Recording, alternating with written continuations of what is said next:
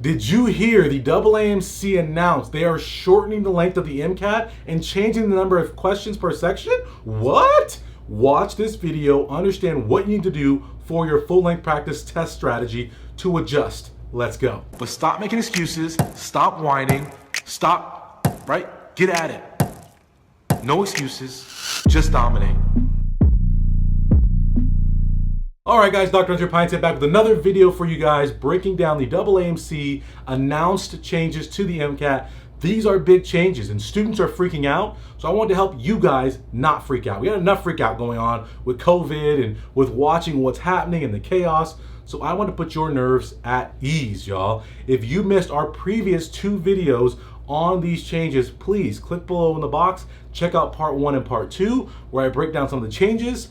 And then today what we're talking about is what you can do for your practice full lengths, because a lot of students have messaged me and they're freaking out. Oh my gosh, the test is shortened. They've changed the number of questions. What should I do? I don't know how to prepare for this. The full length exams aren't exact. They won't mimic it. What should we do? Again, I continually say, relax, breathe. Don't get overly dramatic. Don't. When it comes to full length practice tests, we must understand what the function of a full-length practice test is.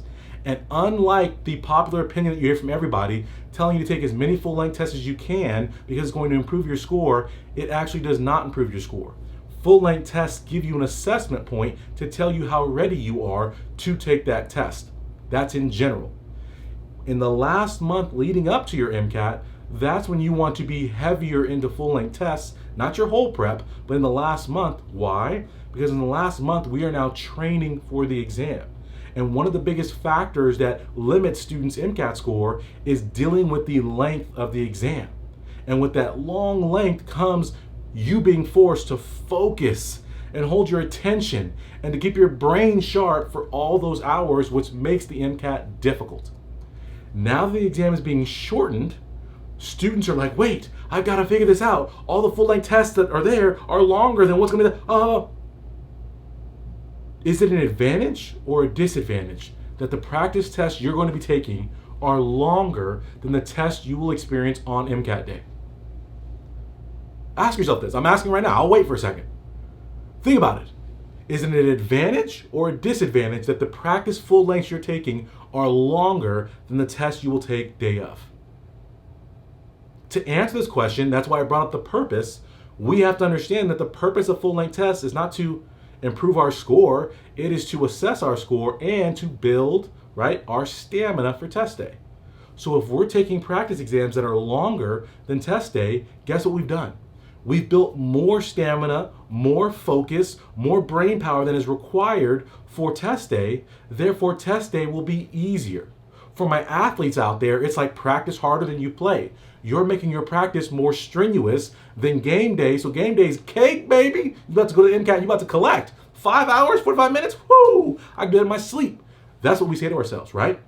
And my students, what I teach them in my MCAT course and in my study courses is that as students, we have to be very clear on what everything we do does. What is the purpose? What is the function?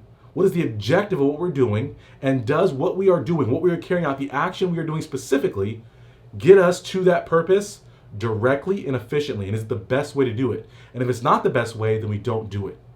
And for you guys, we talk about when we do practice reps, when we do question-based learning, when we do quizzing, when we do self-assessment, it is always about making that self-assessment, those practice tests, those practice quizzes, harder than actual test day.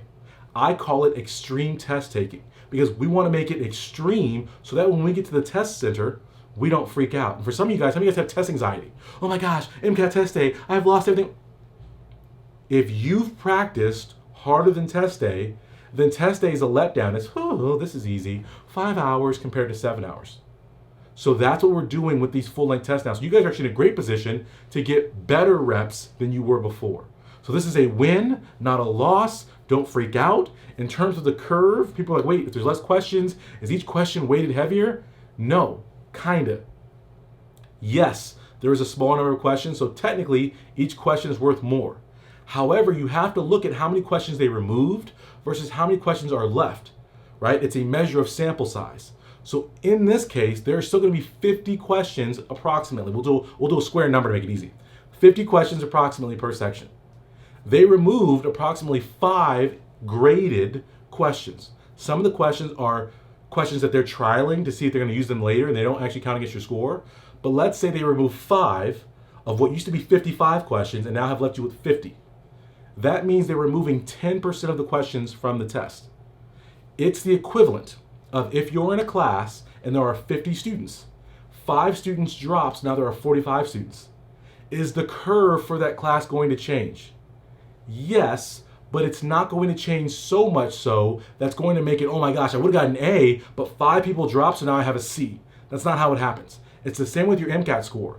Losing those couple extra questions isn't going to tank your score. Your inability to test effectively is going to tank your score. So instead of worrying about little fractions of a point, worry about getting as many points as you can by preparing effectively to do well on test day.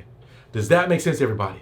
All right, I'm gonna keep it short and sweet because I think it's very straightforward, very simple. Not a whole lot you guys have to change, but we have to be aware mentally, right? Have our perspective on, right? The right mindset going in saying, no, I'm ready. And in fact, I'm not even just ready, I'm overly ready, baby. I'm over prepared to succeed, to dominate on this test, guys. Thank you so much for joining me. I'm Dr. Andre Pinesett. My website is studenttransformation.com. If this is your first time with me, come on.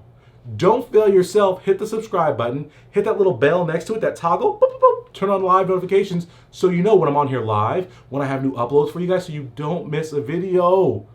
And if you want to get your MCAT prep together, I have a free 3-hour MCAT webinar you can register for right now in the box. Get in there, check that out, get more informed, because information is king, y'all. Information is king. Thank you guys so much. We'll end it. How do we always end? No excuses, just dominate. See you guys next time. Today is the day, guys. No more excuses, no more complaining. You're going to take your future in your own hands. You're going to dominate. You're going to be successful. Get to my website, studenttransformation.com. I challenge you.